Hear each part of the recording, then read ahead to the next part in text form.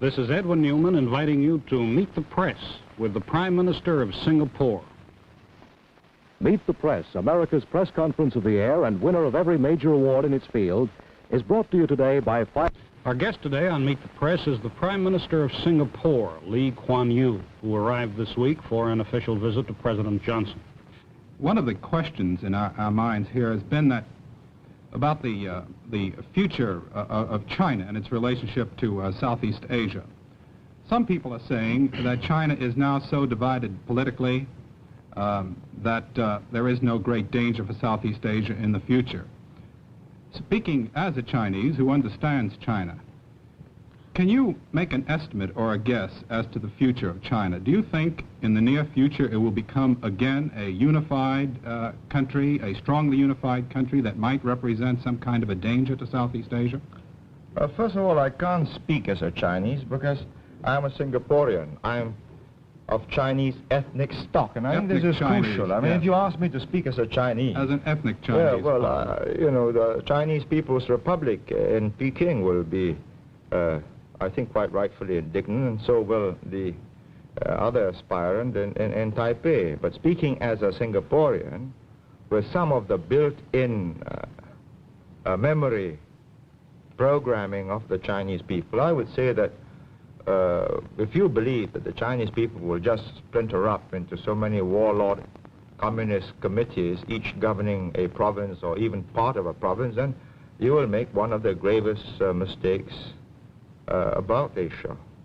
I think I've traveled around the world often, and you know, people don't know that I come from Singapore, and they treat me as a Chinese or as a Chinaman in the old days, as they used to call them. And they used to say, Chiang Kai-shek, you know, in the middle 40s, and nowadays, of course, Mao Zedong. I'd say that they are determined as a people to unify and build a modern, powerful, wealthy Chinese nation. And I say good luck to them. And I think the moment they get prosperous, good luck to me, because I'll be much safer. I don't believe, however, you know, the simple theory that they're just going to send their armies across and eat up Southeast Asia. It's too simple. And it's too simple for you, for the Americans, and for us, because then it's naked aggression. The whole of South Asia will gel together and meet an incoming invader. But they've got this make-it-yourself kind of revolution. Wars of national liberation. You know, here's the text. We've got an instructor. He'll teach you how to organize, and we'll slip you a few guns and more if necessary. And if it gets more difficult, well, surface-to-air missiles, and so on.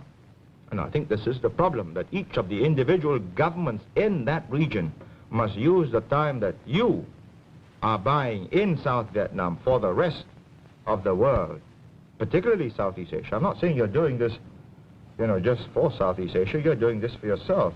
But it so happens that I think I believe that it might get a bit difficult for me if there's a sudden evacuation. And I am determined to use this time to its fullest advantage. And I hope my neighbors will do likewise.